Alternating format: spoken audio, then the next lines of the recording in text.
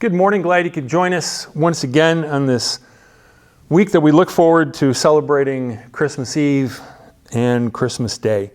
So, for those of us that have been raised kind of in a church, and I've been raised in a lot of different churches. I was raised in a little bit more formal church. We're kind of new, kind of like this fear kind of thing. But like for a lot of us today, it's kind of like worship is casual. You come as you are. You wear jeans, you wear shorts, things like that. But back in the day, especially Old Testament times, the emotion associated with deity would be fear.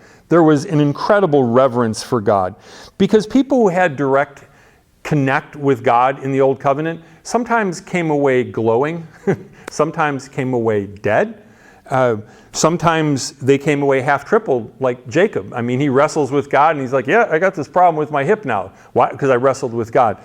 So God was somebody that was to be feared, whereas like now it's kind of like, oh, Jesus is my homie. It's like, and I get that Jesus wants to be close with us, and that's cool. But I think that we sometimes don't understand who we're really dealing with.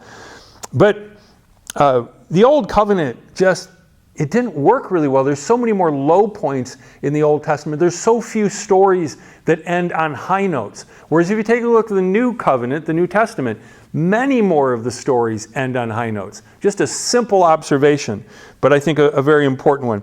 So Yancey tells this story about having a saltwater aquarium, which, wow, I mean, I had aquariums, and my grandmother used to come in, and she would lay, Grandma Duffy, she'd lay on my bed or Rick's bed. We each had our tanks, and she'd just, for hours, she'd watch the fish. And she always called them guffies. The guffies. And we didn't have any guffies. We might have had a few guppies.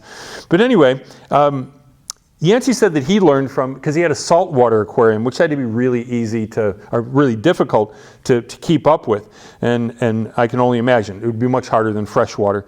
But he said you would think that with the energy and the money that I expended on the fish, that when he would show up, the fish would come to the top of the tank and be like, Philip, we're so glad that you're here. But instead, every time that his shadow loomed above the aquarium, the fish would go to the lowest point and they'd be down there. He's like, I'm coming to feed you. I'm coming to clean your tank. But no matter what he did, they didn't understand what he was doing. He says, to them, I was deity. I was too large for them. My actions too incomprehensible. My acts of mercy, they saw as cruelty. My attempts at healing, they viewed as destructive. To change their perceptions, I began to see would require a form of incarnation. I would have to become a fish and speak to them in a language they could understand. So Philip Yancey became Aquaman. No, he didn't.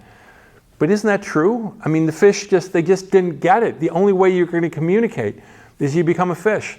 I mean, I heard it a long time ago. If you're trying to tell some ants that they need to move where they're living because there's a house that's going in there, you can yell and scream and put up signs all you want. The only way you communicate is you become an ant. In essence, that's what Jesus did.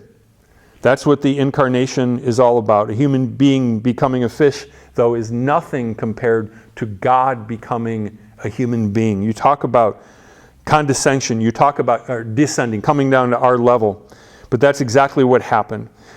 Let me just quote Philip Yancey to close this out. The God who created matter took shape within matter.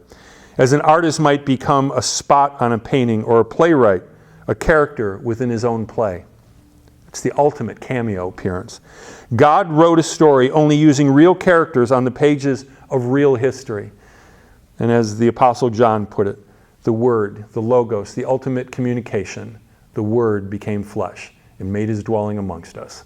Merry Christmas. Have a great week.